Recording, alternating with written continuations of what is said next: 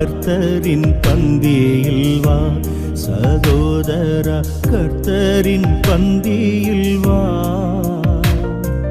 கர்த்தரன்பாய் சொந்த இரத்தத்தை சிந்தின காரணத்தை மன பூரணமாயெண்ணி கர்த்தரின் பந்தியில் வா.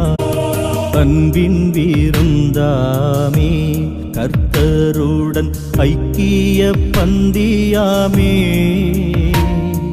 துன்பம் துயர் போமே, இருதயம் சுத்தத்திடனாமே. இன்பம் மிகும் தேவ அன்பின் விருந்துக்கு ஏது தாமதமும் இல்லாதிப்போதேவா.